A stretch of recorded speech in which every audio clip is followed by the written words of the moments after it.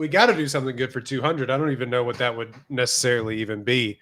But welcome to a One Take Podcast, episode 196. We are back actually for like the second week in a row. We did it, guys. We did it. We actually all went and saw the same movie during the same week so that we could talk about it. Right, exactly. So, and we're talking about the movie 1 weekend, or basically 1 weekend after it's pretty much dead on the vine. Like it made good money, but it's done pretty much. Yeah, it's over. This one does not have legs. Yeah, exactly. So we're talking about Ballerina from definitely not Chad Stahelski, right?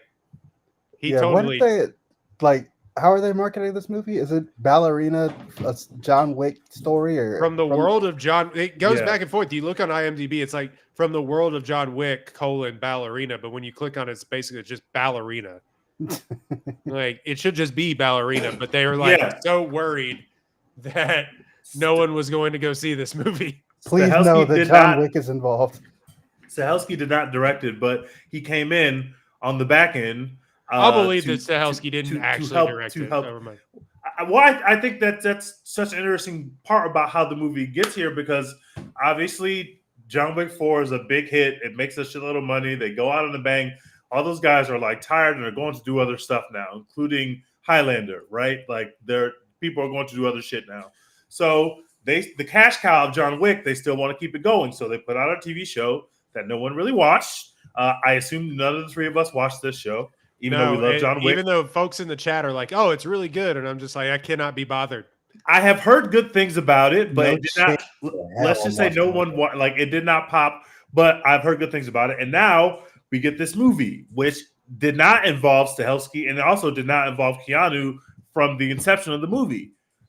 They were brought in once whatever they got, whatever the dailies were looking like, whatever was happening on set, they started to get scared about how they're going to sell their movie. So they bring in the closers. They bring in Keanu, who literally turned down a role in a Star Wars show, which and everybody hated the Star Wars show. May or may not have been. Yeah, I don't know. Like it's not like the Acolyte wasn't wasted his time. Yeah, we didn't waste anything for him to be on the Acolyte. But he did have to turn down their Star Wars show because he had to come and do time on the Ballerina set when he was supposed to be off doing his new things.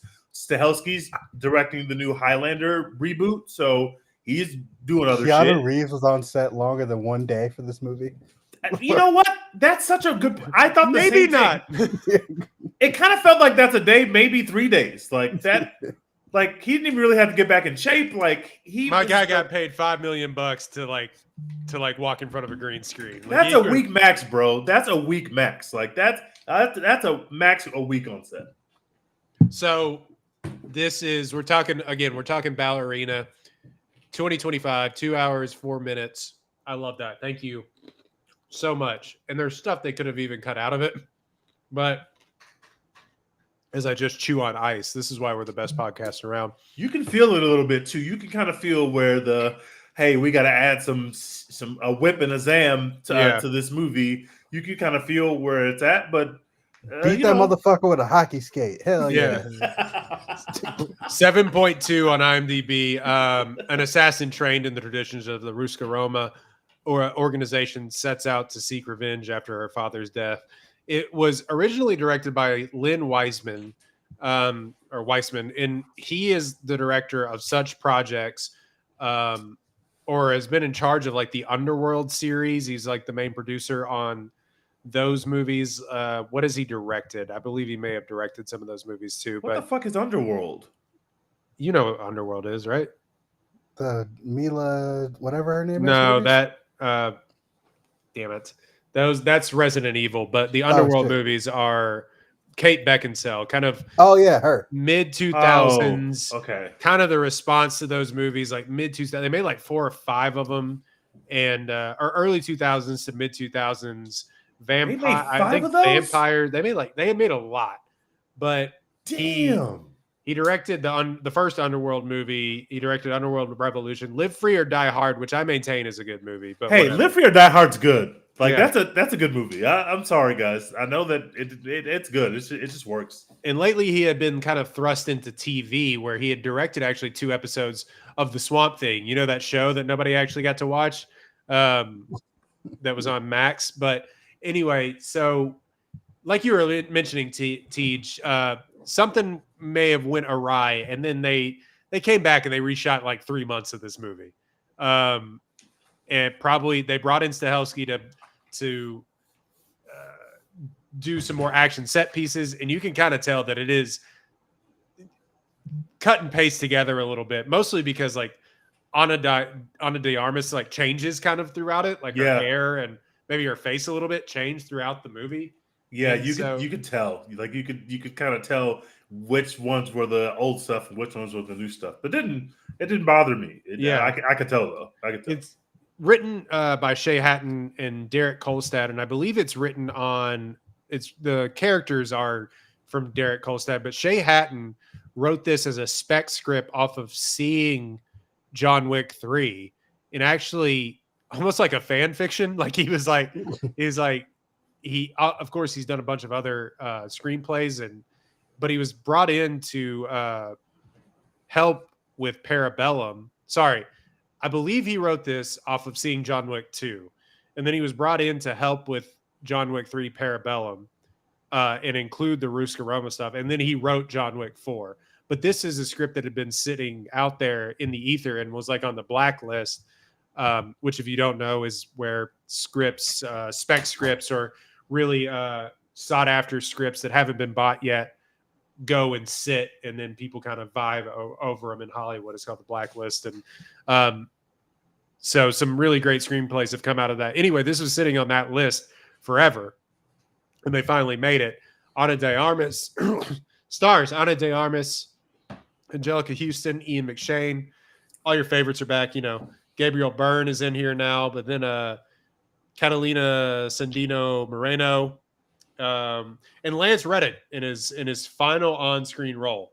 Which, I was surprised they got enough. I'm surprised that they got enough out of him. I was just kind of confused of him in the timeline where he passed away. Yeah, and same. So seeing him on screen, I was like, wow, they actually got him in here. That's crazy. Mm-hmm. But then you mentioned the man, the myth, the legend, Keanu with his John Wick hair pops up. And it was a $90 million budget, which I'd like to see what the last John Wick was. Man, everything costs so much money now. That's insane that this movie cost $90 million. It could not have cost that much, and they had to go back and reshoot. I guarantee. Yeah, like there's no way that's what we budgeted, but they had to go do more stuff. The last John Wick cost $100 million and made $440 million. This one cost $90 million, so they say, and has only made like $92 million. Yeah, it made like $50 million its opening weekend. Man, why couldn't this have been a $50 million movie? And then we just, well, I guess we don't know what that first cut looked like. Maybe it was they Frankenstein's monstered it. That's what they did. They brought in Chad Stahelski and said, brother. Chad was like, guys, I'm really busy. I literally can't do this. They were like, you have to do this. We will come up with a number that will make sure you can give us a couple months before you start doing Highlander, bro. You have to come over here. What I'm going to choose to say is that they came up with the idea for this movie, and then they were like, "We want Ana de Armas in it," and she was like, "All right, bet." And then she became Academy Award nominee Ana de Armas, and she was like, "Run me my coins." Actually, like the shit just went up. The price went up. Did you see how people are talking about me in James Bond? What a career that I can't wait to talk more about Ana de Armas. She's Yesterday's had such an price interesting career, is not man. today's price. That is, she got an Oscar nominated for the worst movie of all time, and the price skyrocketed. That's insane. Hey, good work if you can get it. I've never talked to anybody in my life who actually finished that movie, by the way. People are still wondering what happened to Marilyn Monroe. 76% on Rotten Tomatoes, 93% audience score. So I think people really liked it who went and saw it. But I'm just a little confused as to. I think people were confused as to what this was, and even with John Wick in the Keanu in the marketing, because they plastered him all over it. He was in every commercial from like the Super Bowl on. And guys, do you ever feel like we're never going to get to enjoy anything On its again for own? the first time in a movie theater? Like, are we ever going to genuinely be surprised by what a movie is able to give us? Maybe just like an IP movie, because I feel like we are at a point where we are putting so much information in our trailers.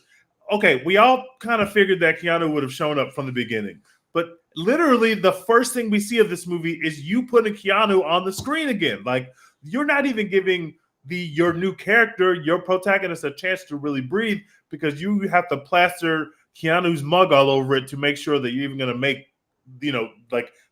make your money back. That's just where we are, and that sucks, because it would have been genuinely a little cool to not know Keanu was going to be in this movie. You sit down and then he pops up. That's how it used to work in the 90s. They didn't just tell you what was going to be in the movie, but now.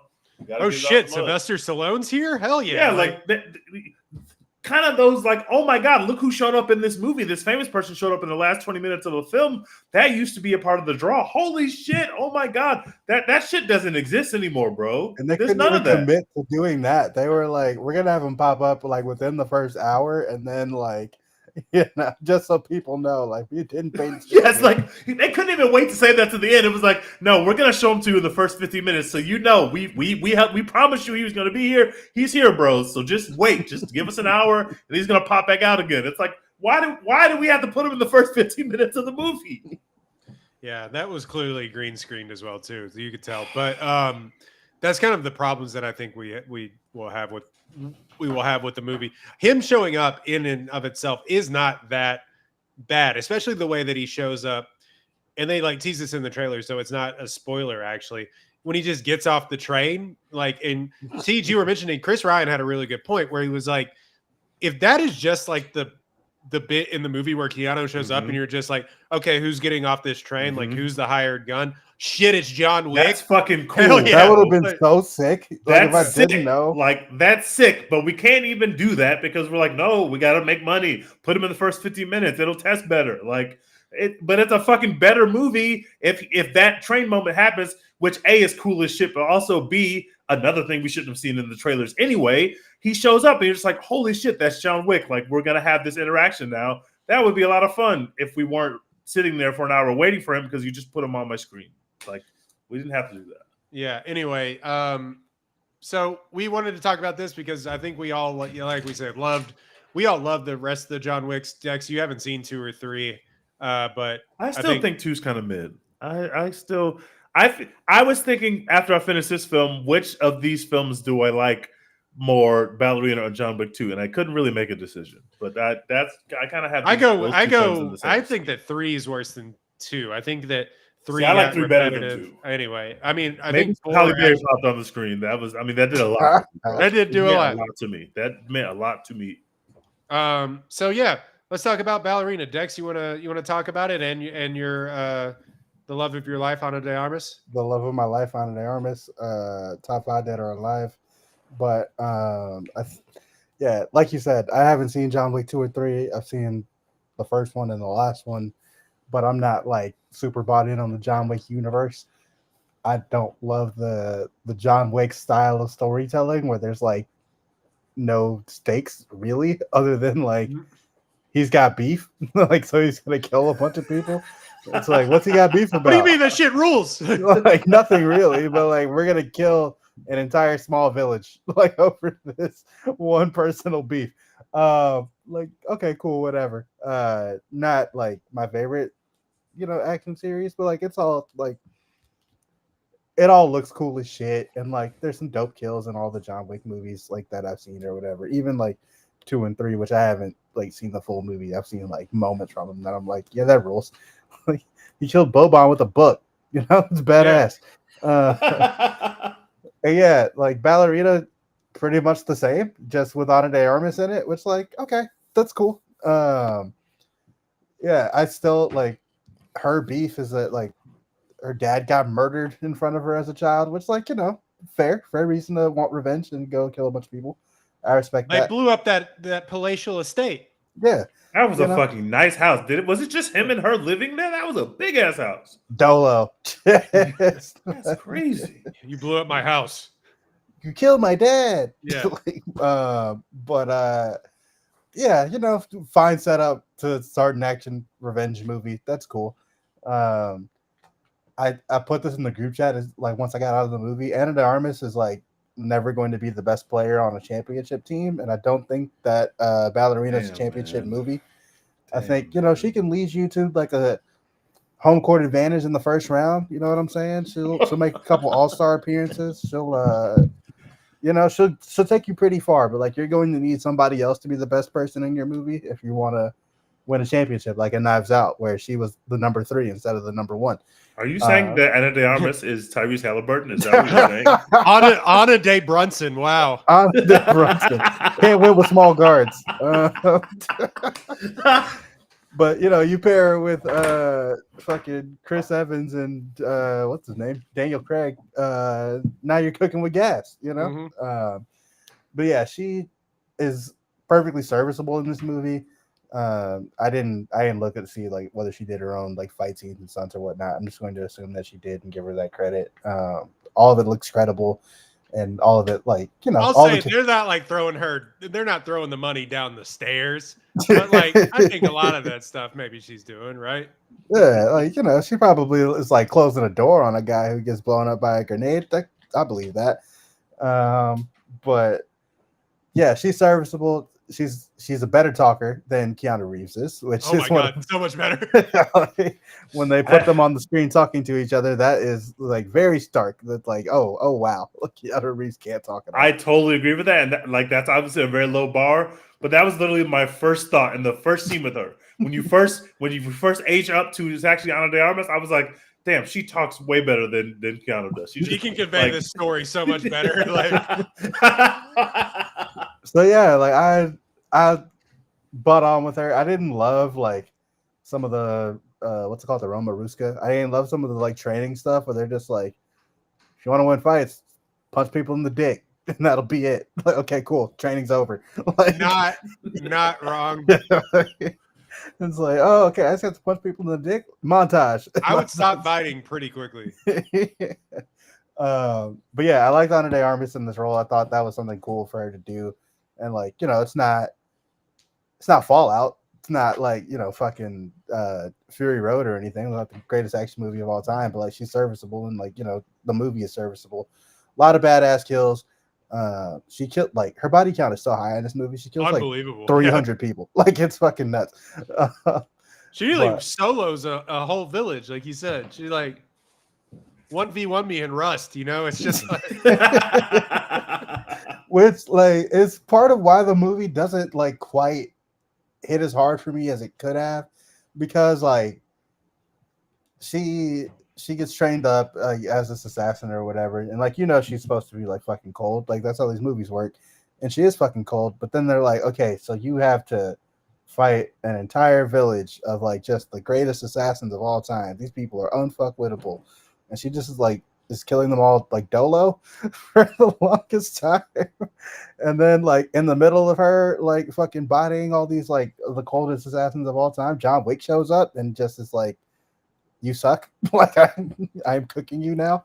So that like I was like, that feels yucky. I don't like watching this movie where it's like, this is the coldest assassin of all time, except like, oh no, like there's still like such a huge skill gap between this and John Wick, the mainline hero. It felt like anime. Yeah. You know what I mean? It felt like when like Majin Buu or something showed up in there. What we supposed to do? We saw her training. She's supposed to cook John Wick in the 1v1. John Wick's not supposed to be here. I mean, that's fair. John Wick's not supposed to be here. If she cooked John Wick, I would have walked out of the movie theater. What are you talking about? Don't have John Wick on the screen. Don't remind me of like that I'm watching the Stepdaughter shit. You know what I'm saying? Like, don't have me fucking eating fucking tofu burgers while like there's fucking A1 shit over there. Like, like let me fucking.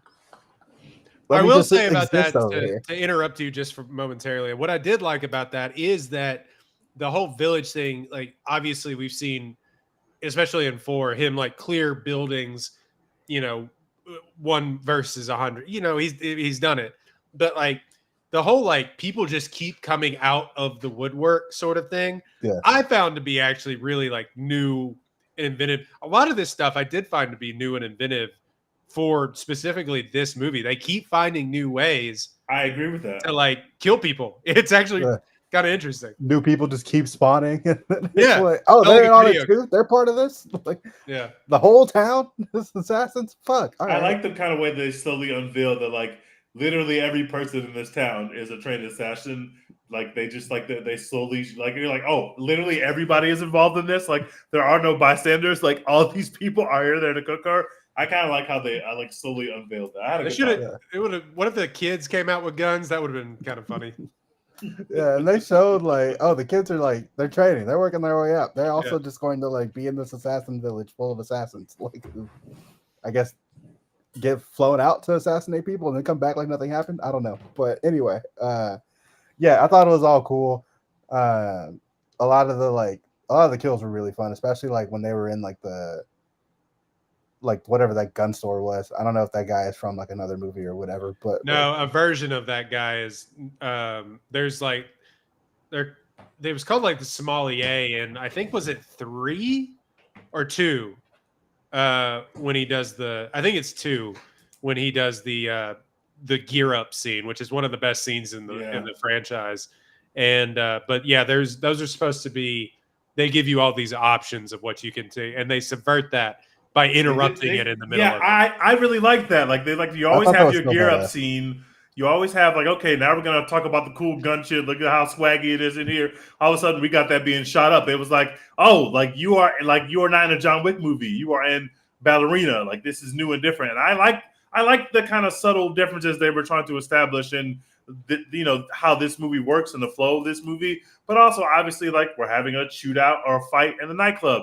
Like that is a John Wick staple. There's always like the plot setup of that whole point is like, hey, you have to save the daughter, like protect her from all costs. And it's like she's literally in the middle of a nightclub right now, like the worst possible place to be. Ice like, there's ice everywhere. There's fucking literal ice picks everywhere. That looks like some shit out of Gotham. She's in the penguin's lair. Like, go get her. Like, she's in the worst possible place of all time to where you're trying to protect her, and she is in there getting fucking cooked. Like, she is getting completely getting her ass kicked. And I was like, okay, that kind of works for me. I love that. I enjoy seeing like our hero get their ass kicked at first before they like start being good at this shit. It's boring when people are just going it from the get go. But she was getting cooked, bro. Oh my god! But yeah, just to wrap up, like there's a lot of really cool set pieces in this movie. A lot of really cool kills. They're using grenades and flamethrowers and hockey skates and like all kinds of shit. Like it's awesome. Hell yeah. It rocks. It's so cool. They do a little bit of aura farming. There's a lot of like unnecessary rain in this movie, like aura farming, but I respect it. It works. You know what I'm saying? They use it because it works. Making the rain there's aura farming. I give it like it's a solid movie. I give it a B. Like it's not like I said, it ain't Fallout, it ain't Fury Road, but like it's a solid action movie, and I recommend watching it. B. Yeah. Yeah, I'm kind of right there with you. I kind of like was left with a B plus, and I was telling Tej before we got on. It's like I took my wife to this movie. She'd never seen a John Wick film in general. I think anytime that I had turned them on, she just kind of like walked out of the room. But I just like it was like my birthday, and I was like, I want to go see Ballerina for reasons, and and so we saw Ballerina. But I was like watching her watch the movie. You know what I mean? Because she wasn't like, and when I told Tej when she tabletopped that guy, when she stone cold that guy over the table and like exploded him with grenades, and I was awesome. Just like, hell yeah! And I looked at her; she was in horror. She was in shock, horrified. Just like it's like this rocks. I don't know what to tell you. And she was just like, she used the door to shield herself from the grenade. That was fucking fire, bro. Come on. Yeah. There's just a lot of like they get really inventive when this thing really actually does get its traction and get its feet under it. Outside of the way too convoluted backstory of why somebody killed her dad and that her sister is still out there and like what this culture is. I forgot about that. That was such a stupid twist. Yeah, and it's just like trying to like navigate that, and also still trying to expand this world that they seem to think that we care a lot about, where it's like, I don't necessarily know how much I care about. People may disagree, and that's fine, but like how much I actually care about the sort of underground world of the assassins. No, I just care that there's a lot of assassins and they keep trying to kill each other. Really, I don't have to know why. They keep trying to vaguely expand that in all of these movies and the TV show and all this stuff, and I'm just kind of like, Dex, like, we need to ban cinematic universes article. Like, it's like, But once it gets its traction and gets its feet under it itself, and they really let Ana de Armas cook, for lack of a better word, like it just goes. I mean, and when she finally, but by the time that she gets the gear up scene, they do the grenade scene, which I hadn't seen in any of these movies before. It's like, what else? What other weapons can we keep doing in the grenades? Like, I don't know how you're going to pull that up. How there wasn't more collateral damage. How she didn't get a limb blown off. But whatever. Like, she doesn't have a bulletproof suit. But that was also a thing that I was explaining to my wife, is like, she's shooting him. Why doesn't he die? And I was like, oh, John Wick has a bulletproof suit. Yeah, I forgot about the bulletproof suit thing until he like started using it. I was like, oh yeah, why did she have one of those? Yeah.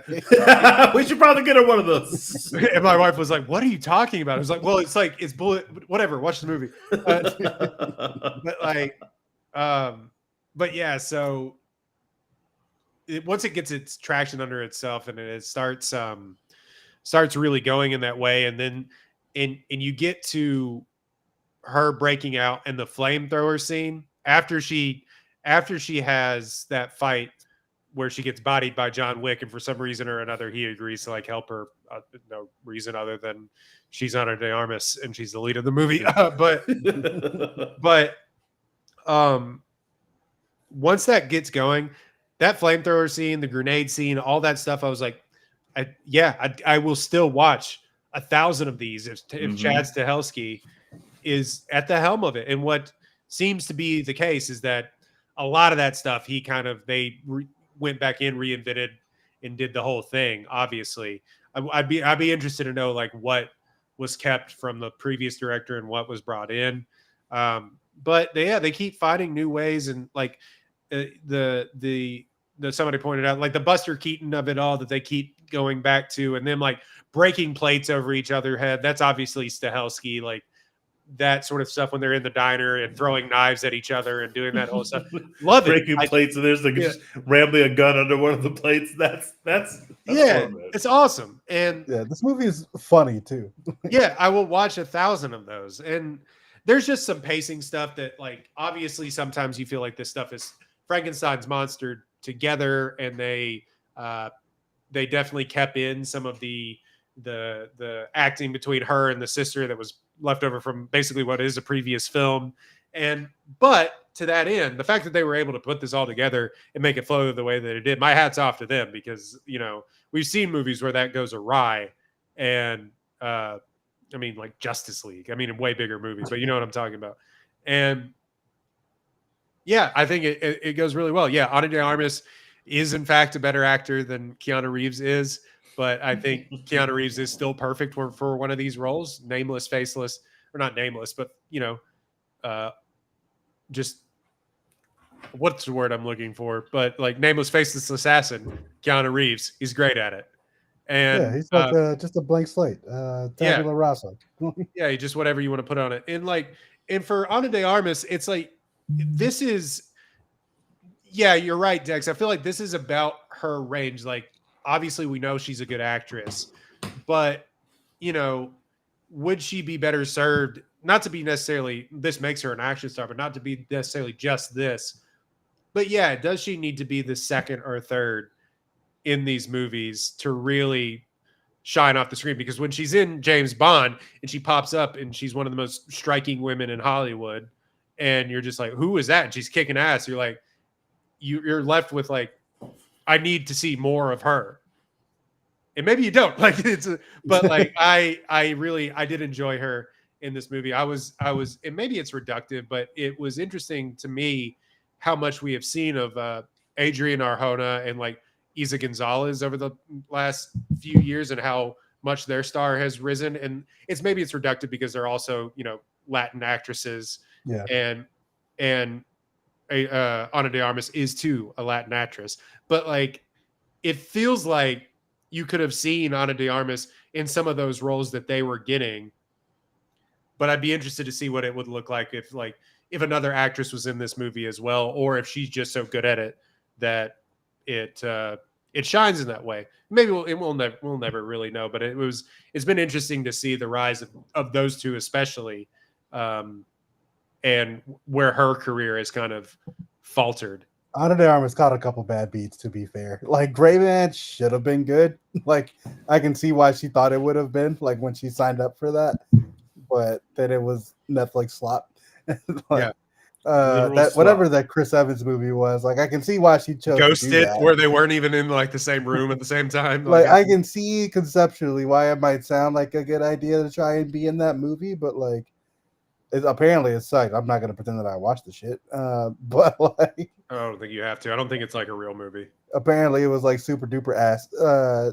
I mean, she did catch an Oscar nomination in there, so like I could see like the bones of a good career were kind of there, and then it all fell apart.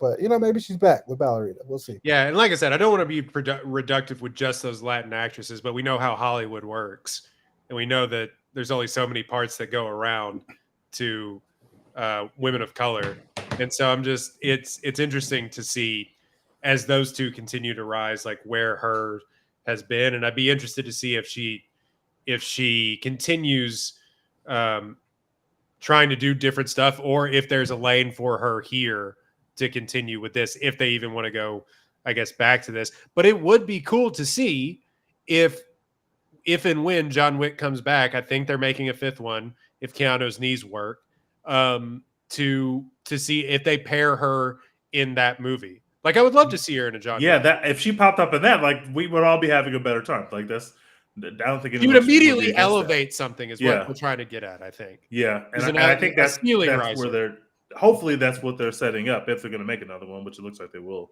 Unless Highlander like really takes off, I don't know, bro. Then do people care about Highlander like that? I'm not gonna lie. I love Stahelski.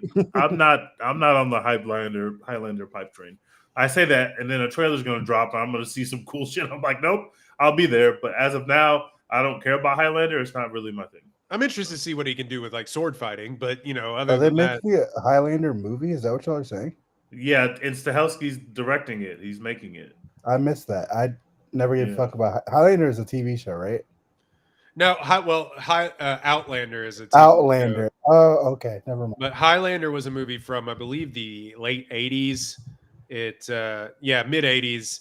Sean Connery's in it. It's kind of a cult classic, really.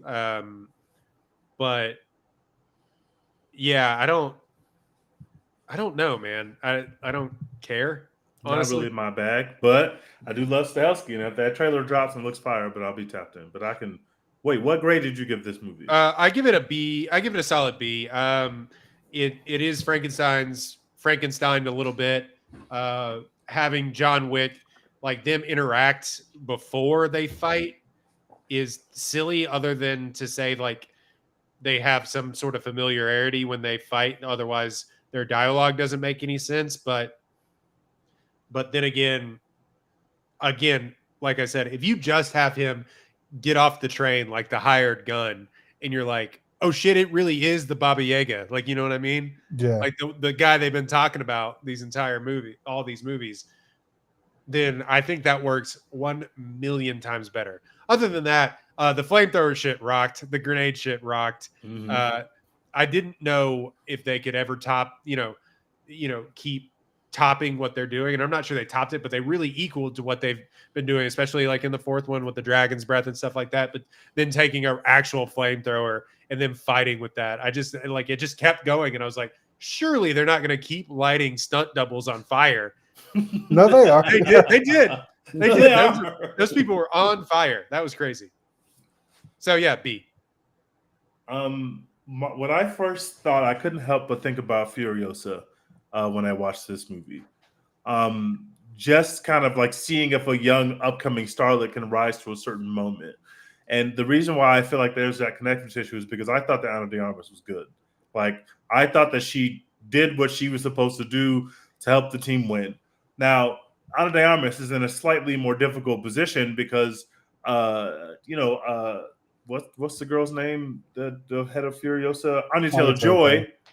She's hooping with the A team. She's hooping with the starters. This is a George Miller film. Like, it does it reach the highs of Mad Max? No, but it's still really fucking good. And it's George Miller. Like, it's not a different group of creatives coming in to make something that is in the same universe as something somebody else made. Just George Miller making Furiosa. So she's got the A team, and she benefits from that because you feel like the A team's in charge of the movie. Not to be disrespectful to any of the people involved with Ballerina, I like the movie. But they are not Chad Stahelski in the gang. They are not Keanu in the gang. So they're coming in to make something in the same universe, but they don't have the secret recipe yet. Like, just because you watch their movies don't mean that you could do what they have done and come up with that perfect blend they were able to find to make those films. So we're getting our first, looks back, and something's not right. Something's not right in the sauce. We got to change the dynamic up, and now we got to bring the A team on. But this is the offense in which our star is trying to cook. And sometimes you're like, yeah, y'all, I see what you were doing. You're iterating on something. You're getting good. I thought the fight scenes were all great. I really enjoyed the training montage, the stuff around the actual school. I didn't necessarily care about that stuff at all. Like, even a little bit. They also don't give you enough of it, quite frankly. Yeah, it's like if you want to really dive into this, it's so half baked. You're just like, okay, whatever. You're just trying to get me through the plot. Fine, you're trying to get me to the next fight scene. It feels like there was another movie that they cut out of this movie, and apparently, they also rewrote this script. I think a 1,000 times, or it changed from what the original model of the script was. It was way more like what they were saying on the big picture, like Deadpool almost, where it was like funny, a lot more funny. So it's kind of, there is some funny stuff in here, but it being more funny would have felt weird. Like metatextual, like self-referential. Yeah. Like there was a kill count on the screen, basically. Oh. Yeah, we didn't need to do that. That was not needed. I'm just saying that's what they changed it from. So yeah, I'm glad. But yeah, like that's what I'm saying. Like, you've got the B team that comes up with new ideas, and some of those new ideas are not going to pop. Like, they're not going to work out there on the floor against the defense. So I've really enjoyed the training montage. I was never bored during this film, although obviously there are issues. There are times where you realize that must be the old movie, this new movie, whatever. Like, I was always having a good time. I thought that it was well acted. I thought the fight scenes were fucking cool. The grenade stuff is really dope. The fucking flamethrowers are obviously extremely dope. I really enjoyed the scene with her and John Wick. Keanu just so bad at talking, and now he's doing something he probably didn't really want to even do. So now he's like, his heart's not even in the talking, so it's even worse than usual. But he doesn't say that many words, so it's fine. Go home. You have a good time. I really, the talking in the last scene was fine for me. The talking in the first scene where they first meet, I'm like, Keanu, bro, like, please, bro. Like, I understand you don't want to be here, but give me something. I thought that stuff was really bad. The front door is open. I thought that was so bad. I thought that was so bad. God bless us. I love Keanu, but I thought that stuff was bad, bro.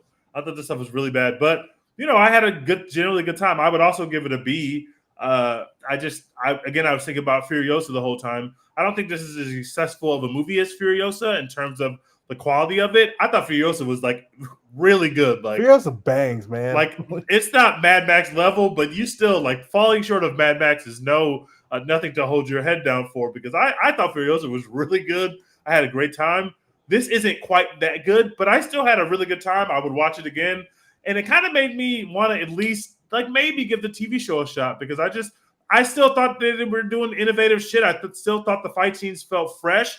You could see, obviously we're in the same universe, but they did some new cool shit. There's a lot more, I guess, maybe not more, but it felt like the arm breaks in this movie were more gruesome than they are in the John Wick movies. Like, there's some shit in there that I'm like, okay, over the table, and stuff like that. And we get to use, we have a young, energetic point guard, whereas we were running with an old man. We were running with, like Kareem when he took the Lakers to the last championship he won. Like, he's an old man out there with Magic Johnson. Like, he's old. He can still get buckets, but he's old man style. Now we have a young person with a lot more pop and energy, and I thought they used that stuff effectively in their fight scenes with her because she's getting much more thrown around than John Wick was. Like John Wick was getting his ass whooped at times, but she is like flying across the room getting her ass whooped. Like in that village scene, I felt like people were really like she was cooking people, but it's not like it's not. They're still kicking her down the sides of houses. And she is like taking a lot of damage, but she can take more damage because she's younger.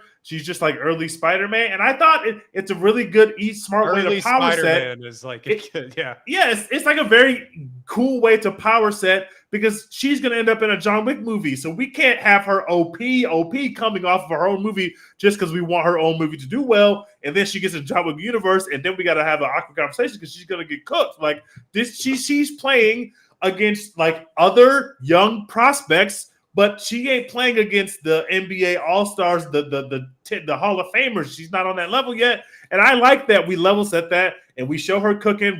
We establish that she's her, but then John Wick cleaned her up with the quickness. I like that. I think that's a perfect way of power set. I had a good time. I would give it a B. I enjoyed it. Yeah, I really don't know. Maybe the solution is that you just have Stahelski to direct this from the very beginning, but I understand that the idea is that you want this to continue in perpetuity without the use of Stahelski, and probably the use of Keanu, who is he 60 now? He ain't got too many games left in him, bro. Is he as old as Tom Cruise? They feel of the same generation to me. So I think Tom Cruise is older than Keanu by a couple of years, I thought. Keanu is 61. So isn't Tom Cruise like 63? Yeah. Tom Cruise is that's insane that Tom Cruise is 63 years old. And that's I just wish that we had got better vibes from it was still fun to see Tom Cruise turn up on us. Don't get me wrong, Tom Cruise. I love you, but I honorary Oscar winner, Tom Cruise. Yeah, I'm down with the honorary Tom Cruise Oscar. I respect it. I appreciate that Oscars. That's a layup and that's a fucking win. Do it. He saved cinema. He saved cinema. He'll actually go. Let him jump out of a fucking plane into the Oscars. Bro, I don't know. Let him jump into the fucking whole fucking cinema dome. Let him jump in there. Let him Tom Cruise it up. Let's just have a whole fucking Tom Cruise love fest. Why not? He deserves it. What if that's how he died? Man, that's the darkest what a way thing to I've go. ever heard. First of all, there was no other way that he would rather go, and he might make sure that he dies this time on purpose just to make a statement. Yeah, honorary Oscar. That was really funny in the chat from Colin. It's like, what could he have possibly been nominated for outside of Vanilla Sky? And I was like, I don't know, the 3 that he was nominated for. 3 movies that he was nominated for, and like in pretty quick succession, low key. Like, he was on a run. I mean, he had a run all the way in the 90s where he was, or late 80s, early 90s, where he was also, he become not only box office guy, but, we're going to give you nominations too, because that's how that used to work. And then it kind of, he had the weird lost in the wilderness for a little bit. Like, he had the weird Oprah. He had a very weird period, but every artist goes through a weird period. And Tom Cruise went through a weird fucking period. It happened to be when he was married to Nicole Kidman. I don't know if that's related or not. I love Nicole Kidman, but she seems weird to date. That would be weird. So, they're both fucking weird. Days, You can't. 2 weird people shouldn't. If y'all both that as weird as Tom Cruise and Nicole Kidman, you probably shouldn't date each other. Who was it that Nicole Kidman just French kissed at the Oscars, like in front of her? Skarsgård. Oh yeah. Not to blame Nicole Kidman for Tom Cruise being crazy, but like they both came in with some crazy and they both left with more crazy. That's how I feel. Yeah. But Ballerina. Yeah, I don't. It's tough because it's like we've now talked about this for probably longer than we probably should. Like just an action movie. I understand that people like also if you're on Twitter being like this movie failed because a woman was in it, you're a poopy pants nerd. And that's shut up. Reason why I thought about Furiosa because people were doing that shit about Furiosa, and it was like, no, y'all just didn't go see the movie, but that shit fucking banged, bro. So we're not gonna do that, bro. Yeah, poopy pants nerds. A lot of you like it. The movie succeeds thanks in large part, I do think, to Ana de Armas, but also a woman wouldn't be going around beating up men like that. I was like, I don't know, she's exploding them with grenades like Looney Tunes. It's awesome. It's awesome. I don't know, she got grenades, bro. Like, watch the fucking movie. Yeah, I don't know if the hose would have had enough pressure to stop the flamethrower, but whatever. Like, yeah, it does. Shut up, nerds.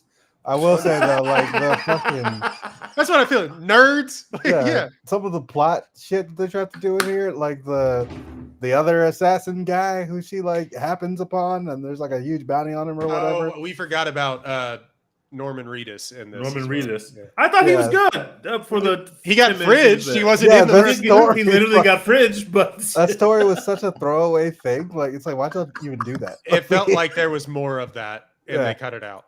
Yeah, like, it's clear that he was going to be it felt like he was a much more major character in whatever version of the movie that we got for that 2 minutes. But then it was like, oh no, he's dead. Like he's out of here. Like they were like, we just need a way to like insert a kid into this, so there's some more jeopardy here. Basically, so we're just gonna like just put that guy in the hospital for a little bit and take the kid.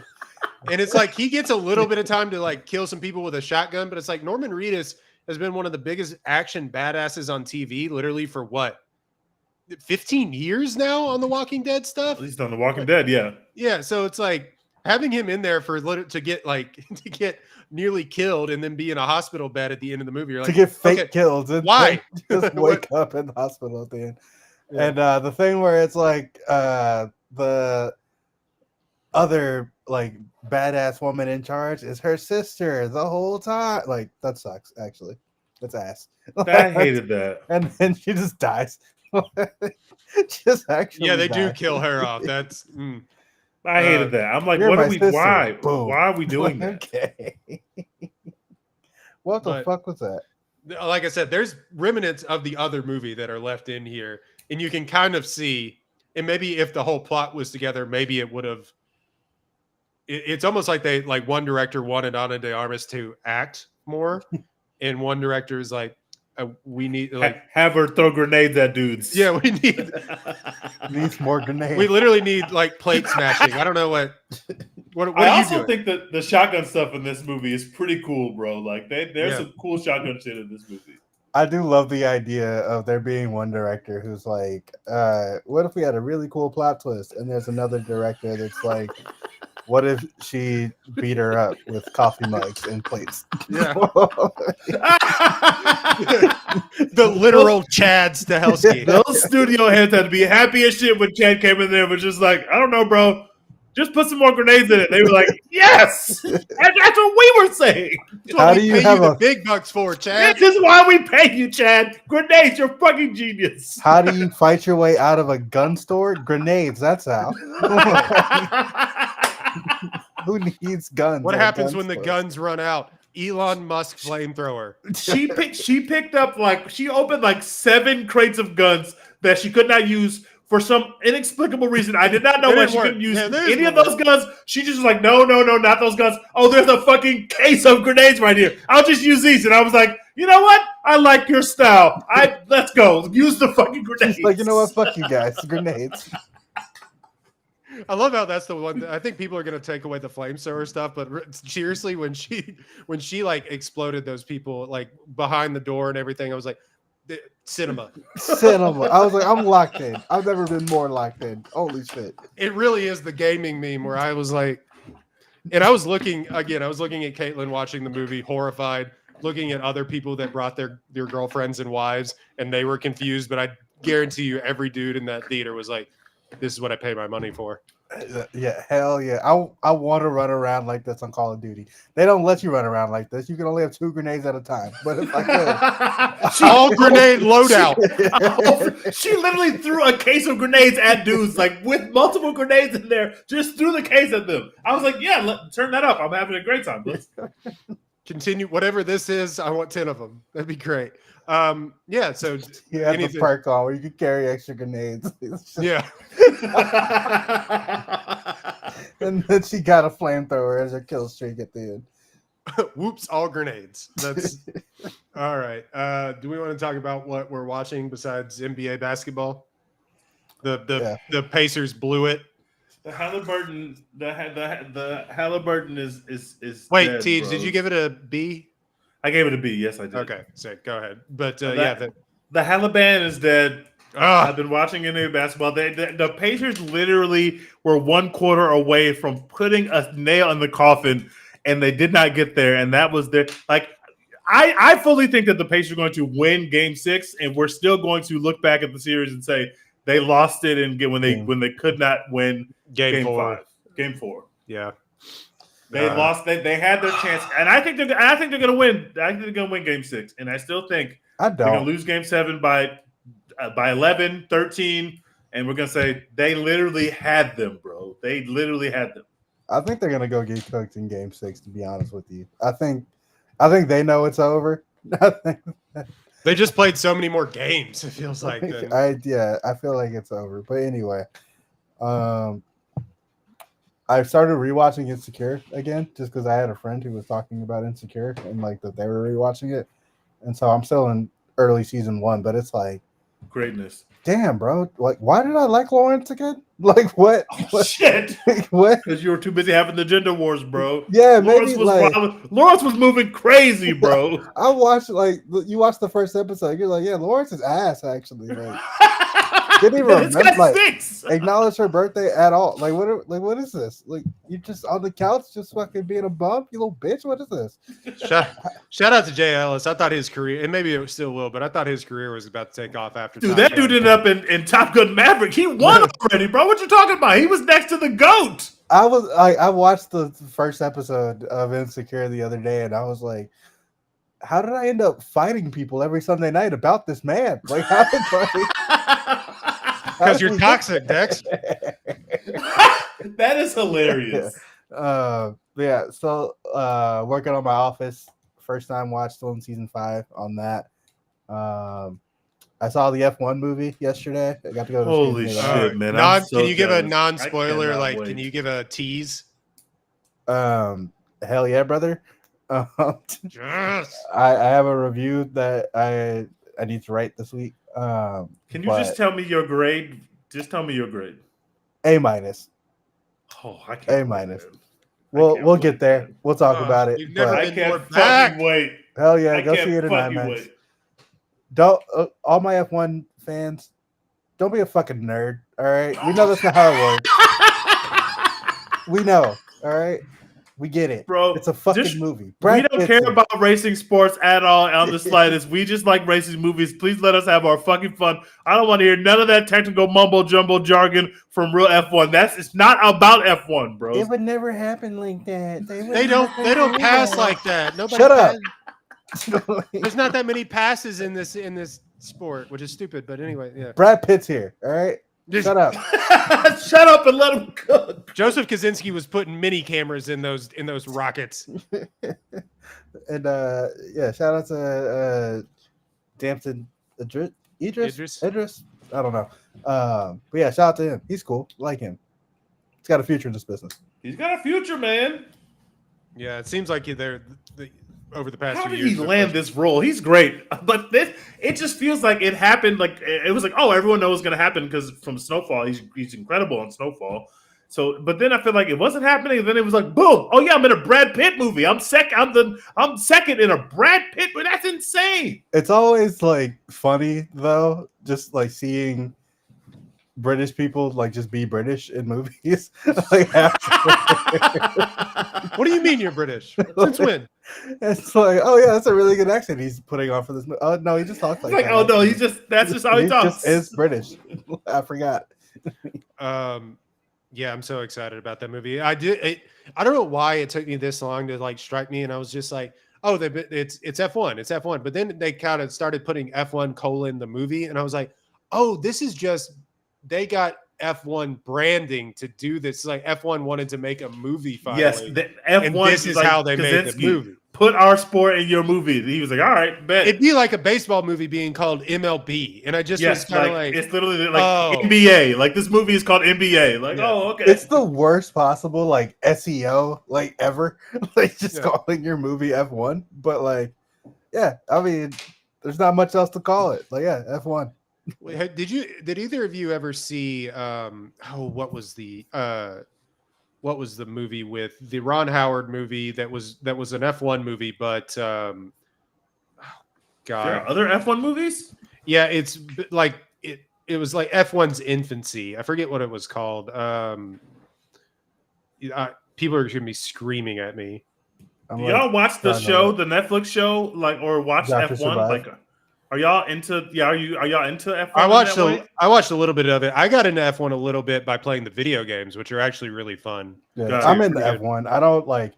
I'm not a diehard watching like start to finish of every single race, but like I keep up with, you know. I feel everything like going on. whatever they're doing in F1, their fans are loyal. The people that I see post about F1 are always posting about F1. It's bro. always on every Sunday. It is always there. And you know what? Like real talk, the best thing about it, they cap that shit. It cannot be longer than 2 hours.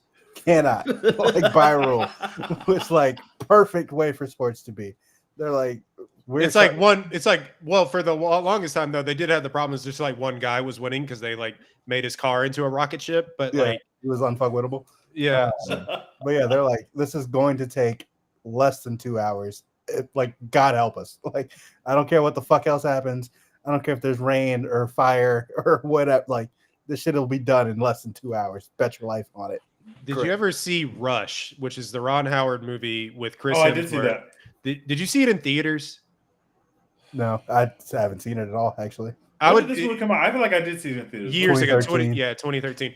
No, I saw it maybe in. not. I had to see it in theaters. Actually, they wanted us to go see it for a film class in school, and I was going to see movies all the time anyway. But that movie feels like you're. I keep saying this, like you're actually strapped to a rocket ship. It's like one of those things where you're just like, and I have to imagine that F1 is like this, where it's like, oh crap, I'm inside of a car right now. That's what that movie felt like. So I hope it's like as good as that. I loved Rush. I thought I'm Rush going in 40X. I'm going to be actually in a ride. I will was be going to say, on the go ride. see it in the I'm going biggest. to be in the the ride. You're gonna be biggest strapped format to the they got. chair. I'm going to. My chair's going to be moving. I'm taking every curve. I'm taking every. It's going to be fucking phenomenal. I can't. I love racing movies. You know, Racing how, like, is so cinematic, bros. I don't care about the real racing, but the fake racing, that shit hits, bro. Tom yeah, Cruise. it's You one gotta of make those the Days sports of that Thunder like just movie. works in movies, like tennis. Like tennis in movies is like the coolest shit of all time. Tennis in real life is also pretty cool, but like in movies, It's pretty cool. that shit just like it's so different.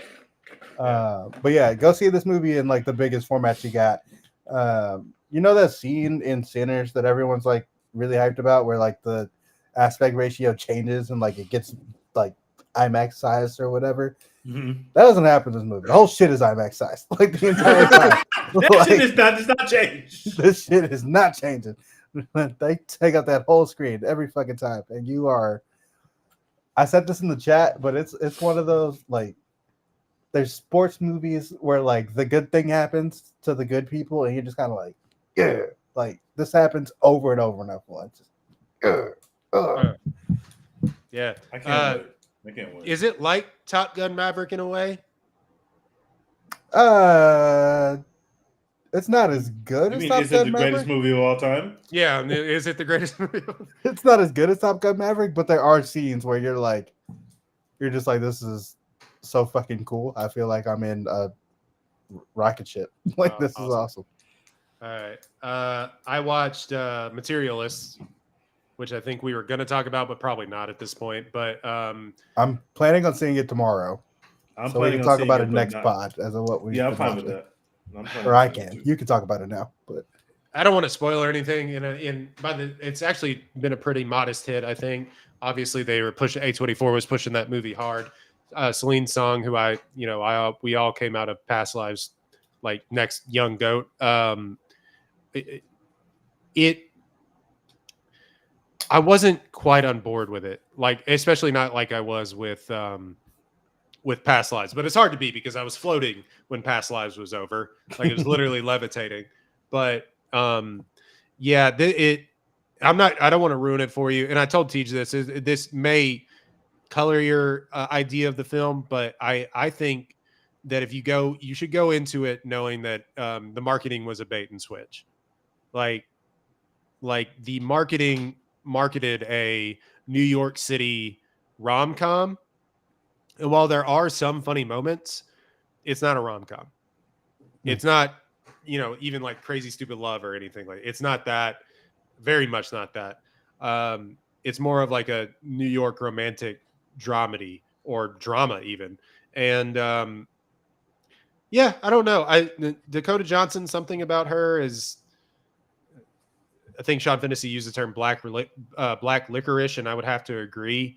Like, it's just something about her. I'm just like, nah, I don't, her persona outside of movies is so fun and actually good and irreverent that I'm like, this works for whatever she's doing. I'm in. But on screen, I'm just kind of like, I don't know. She brings that on the screen, and I'm just kind of like that. I don't know if it works in the movies for me necessarily. And I came away from the film thinking, what if Greta Lee was in this role instead of her? Like, they just teamed up again. And I think, to me, it would have probably been a better movie. Chris Evans, I think, just by necessity, it's the best thing that he's done in a long time. Maybe y'all agree with me. Maybe you want Pedro Pascal. I think he's fine. Other people would disagree, but I think he's fine. There's a couple of plot devices in this. Wait, some people think that he's bad in this film?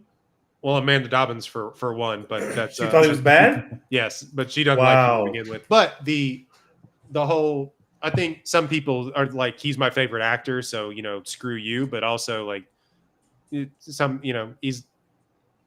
don't know. I think he's okay, but and I like Pedro Pascal and stuff, but there's some plot devices in it, Dex. Once you watch it, once you watch it, you'll come back to me and be like, what the fuck was that about? And you'll know what I'm talking about, where I'm just kind of like, but it should go to say is that I came out of Ballerina with my hair on fire, and Caitlin and I both watched The Materialist together, and we got in an argument over that film because she liked it, and I was like, nah.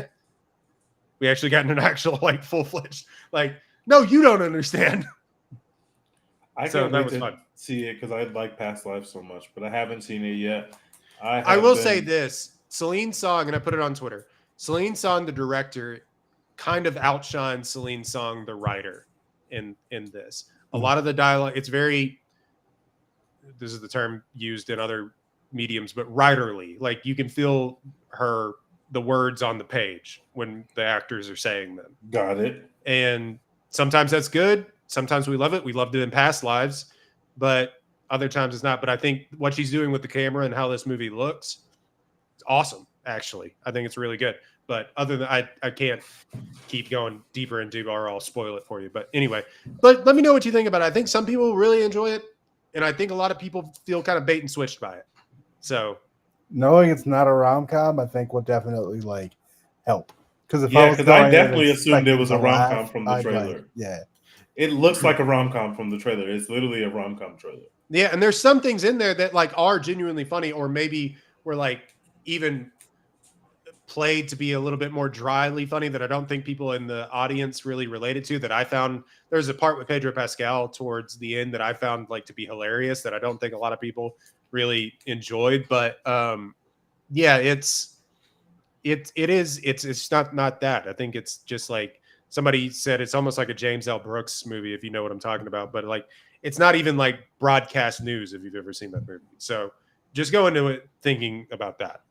Sight unseen on this particular movie, I think I'm out on the like Dakota Johnson discourse, or like of her like being worthy of discourse in that way, like we don't. Yeah, we don't have to do this. Like I can, like she can just be in things and I can go see them and that's fine. Like we don't. What's the discourse? Did she? Like, is she good or is she good or not? Oh yeah, because people like there are like people who will tell you like, oh, you got to watch The Lost Daughter, which like is a fine movie or whatever, but like she's not incredible in that shit to me. Why don't they ever come for Jennifer Lawrence for being mid? Why do they come for this woman for like Jennifer Lawrence is right there? Don't do that. Don't do that.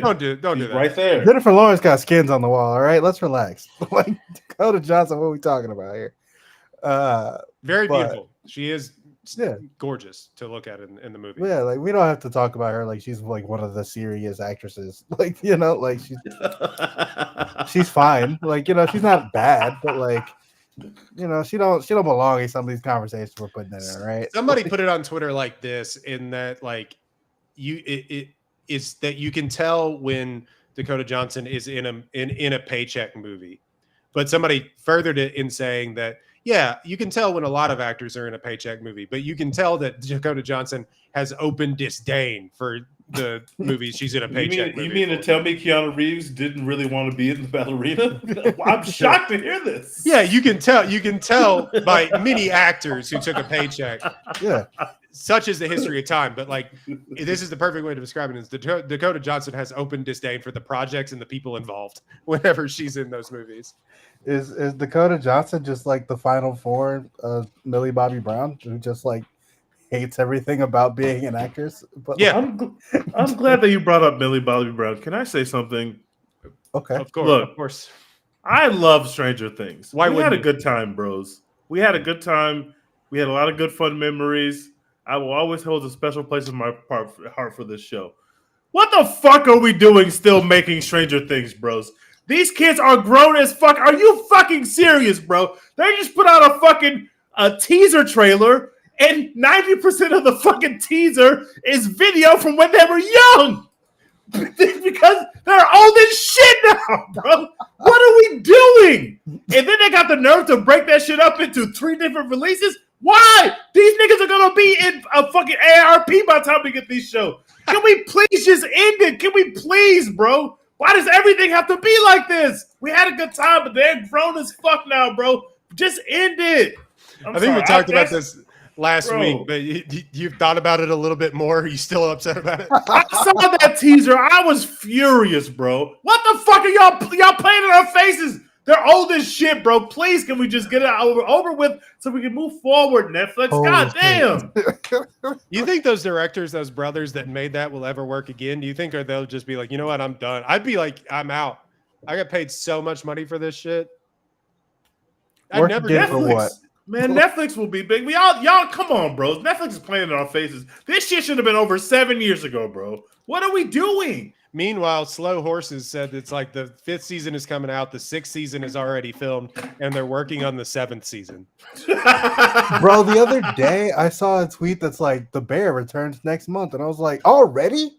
Yeah, it's back. It's back next month. It's back this month. Season 4 in 3 years, like TV used to be. The Pit is filming right now. They're already filming The Pit season 2 right now. Yeah. They are cranking them shits out. They're like, go. We're working. Bro, meanwhile, fucking Stranger Paradise, Things, it takes 9 years to make a season. Paradise was over. They were like, season 2, we right back, baby. Yeah, like, we're filming right now. Like, y'all like our show? We're going back to set today. Back here. As soon as they realize that you like their show, get back to set right now. We're gonna actually film 2 seasons right now. Get your ass back to set right now. Stranger Things, they were like, y'all go do your own thing for 8 years. 5 years. Yeah. And respectfully, why do we do that? Like, okay, I like the It movies where the Gerhardt kid did the fucking It movie. I like those movies.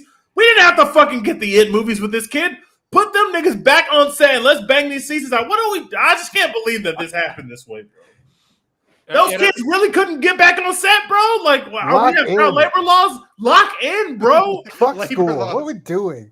Bro, they don't go to school. They old as fuck now, bro. These niggas are supposed to be in middle school. What are we supposed to? How did they grow so?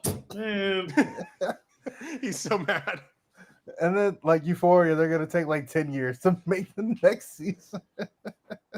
Sydney Sweeney's not even gonna be darken the door of that show. Sydney Sweeney gonna be on that show for 11 total minutes. I guarantee it, bro. She is not about to be on that set with y'all fucking around, bro. Sydney Sweeney has scheduling conflicts with fucking Hey Dude and Dr. Swatch or whatever. Dr. Swatch, yeah. They're paying the bills around this motherfucker now. Not playing with y'all. T, you watching anything else? I started rewatching The Godfather of Harlem because I realized I watched the first season and never went back to finish it, so I started over. This is gonna be a touchy subject, but I think we should touch on it. I watched the first 15 minutes of the new Tyler Perry movie. I hate Tyler Perry. Why? What happened? I generally hate like Tyler Perry movies, but people, including my family group chat, have been based like, you have to watch it. No, you don't understand. You have to watch this. No, you don't understand. You have to watch this. I'm like, guys, I do not like Tyler Perry movies. Respectfully, he has made some stuff in the past that I have enjoyed to a certain level, but generally speaking, he's like making AI scripts. He shot this movie in like 4 days. Like, I'm serious. He is an assembly line of content. He's got like 9 TV shows. This nigga works every day, all day when he's not being a creep, I guess, because apparently he is a creep, which is why it was a touchy subject. He got some allegations against him today. I don't know. I don't know nothing about nothing, but I do know this is he needs to be jailed, and maybe for being a creep, but also if not for being a creep, then for what he puts on screen. This what he's over there doing. He's scamming people, and his fans love him, and it is nasty what he's doing to people. The first 15 minutes of his new film called Straw is literally. Is this the one that people are reacting to online that I'm seeing? Yes. Okay. Right. Here is the setup of it. I'm gonna give you the first 15 minutes of this movie. People listening to this, you start off. You're in an apartment with a woman who wakes up with her daughter, her young daughter. She's like a little girl. She wakes up with her young daughter, and it's like in the trap. Like this apartment is fucked up. Like the lights are being weird. It looks like it smells bad. It's like dirty. Like like she is in the trap. Her kid is sleeping with headphones on. So she's got a big headphones on. They wake up and she got to go get the kid ready for school. So they get out to their building. They live in like a little small rinky-dink apartments. They go out and the landlord is outside. And the landlord's like, "Where's my rent?" And she's like, "I'm sorry. Like I'm trying to get the rent." Well, first she's giving the little girl a bath before they could leave. And the little girl's like, "Mom, they said I need money for lunch, so I don't have to keep getting this special lunch." And her mom's like, "I get paid today. I'm sorry. I'm going to get you some money. I don't know why they keep calling you out in front of the whole class, making it the whole class know that basically we're broke, right?" So then they walk outside, and immediately the landlord was like, "When are you going to pay me my rent?" And she's like, "I don't have it, but I get paid today. I'm going to come right back. When I get my paycheck, I'm coming back at 10 o'clock. I'm gonna come pay you the rent." She goes to work.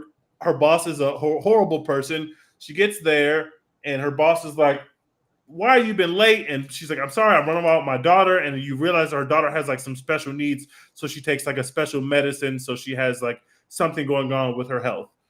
Then she gets to work and she gets a call from the school. And the school's like, "You need to get to here right now. Something has happened with your daughter." And they don't really tell her what. So she's freaking out. She has to leave work, but she just got there and she was late. So then she was late. So she's now trying to leave early, even though she literally just got to work and got yelled at by her boss. Her boss is like, "Fuck that. You have 30 minutes to get back here." So she leaves. She goes to her kid's school. Social services, when she gets there, are taking her child away from her. So they're removing her child. It's obviously very emotional. She's like, "Please don't take my daughter." The little girl's like, "Mommy, please don't go." So they literally rip this child out of this mother's arms and basically throw her out of the school. So she gets into a car and literally she's driving and she's kind of she's kind of flustered, but she's driving back to work because she's going to be late going back to work. And a white man almost hits her with her car. Then he starts cussing her out and saying, "Fuck you, bitch." And he starts chasing her. So she's driving back to work, and this white man is chasing her. He hits her car, and then he goes up to her car and he goes, "You didn't know I was a cop, didn't you? Put your hands up. You're under arrest." She's like, "Wait, I didn't do anything. You hit me." So he's like about to kill her, and he literally says, "If I see you again, if I have a reason, I'm going to kill you, and I'm going to make it look like it was an accident. I'm going to kill you." This literally happens. This is all in like the first 5 minutes of the movie. Jesus Christ. She gets to work. Her boss fires her right when she gets into the job. Her boss fires her. So she gets fired. She's catatonic. She's out of it. She's like, "Can I at least have my paycheck?" He says, "No, when you get fired, I mail the check to your house." So now she doesn't have any money. She can't get any money. So she goes back home. And of course, all her stuff from her house are put onto the curb because now she's being evicted. This is all happening to her as she goes about her day. This is like an hour of her day. And I turned this film off and I said, "What the fuck is Tyler Perry doing, bro? Why is he doing this to a queen in the center of your movie? You put her through the worst 20 minutes of film I have ever seen." Tyler Perry is a criminal, bro. Taraji P. Henson, come on. I know that Taraji, I love you. You're very talented. You don't have to do this, bro. You don't have to live like that. Please don't return any more of Tyler Perry's calls. Please don't put out any public statements about your thoughts about his guilt or innocence.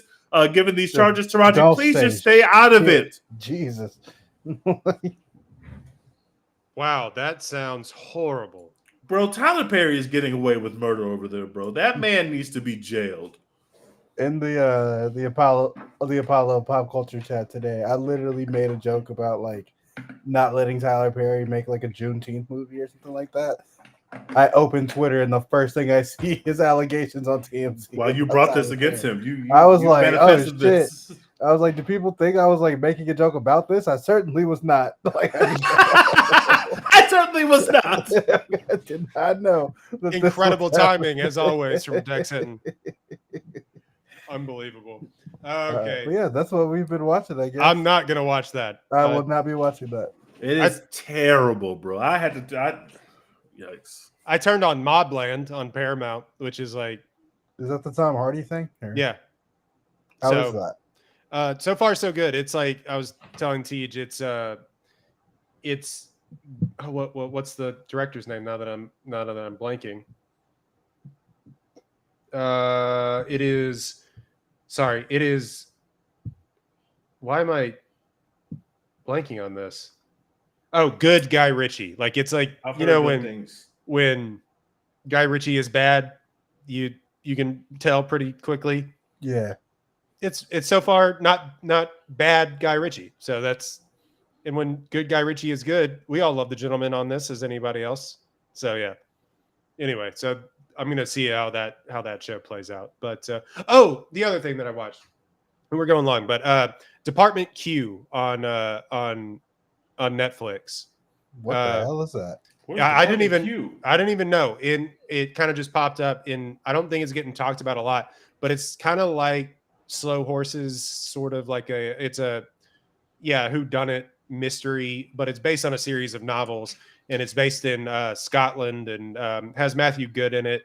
It's actually like a really good crime thriller. So check it out. It's a police show, but it's really good. I don't think anybody has really talked about it, and it kind of just got farted out into the ether on Netflix. And it's like they have a really good show, and nobody cares. So because people want to watch Straw. Yeah, apparently. All right, so that has been Straw. That has been a One Take podcast. You know what we're doing, folks? Next week, I'm demanding it. 28 years later. Hell yeah! I need to watch the other ones. You should there's worse ways to spend your time. You may be actually a little freaked out by them, but that first movie was filmed on a Game Boy Pocket, bro. That shit looks like shit. It's still such a fun movie. It's a great movie. Like shit. They filmed it on literal like camcorders and stuff. Yeah, they did. Like how they're saying they like used iPhones to film this movie, and it's like 18 iPhones and a camera, but they used like literal camcorder, like 2000s camcorders to make that movie. That shit looks awful. But I had a great time. It adds to the appeal. It makes it more creepy that it looks so shitty. It makes it look even creepier. Good reviews so far for 28 years, I think. Perfect. So we'll be doing that, and then eventually F1 as well. So stay tuned for those on the podcast. As always, like, download, rate, subscribe, leave us a 5-star review. We really appreciate it. Subscribe to our YouTube channel. You want to get these episodes early and uncut, so you can hear all of Tej's rants at the back end that I'm going to cut out of this podcast. Leave those in. But so like, download, rate, and subscribe. Dex, what are we doing? SX Performance Pew, as always. Shout out to the new Avengers. We out here. We're out here, and we're out. Damn, I forgot to talk about Anthony. They said Anthony Mackie is going to be a leading role in the Avengers movie. I was going to rant about that too. I'm glad. I'll save it because I'm going to still be mad about it.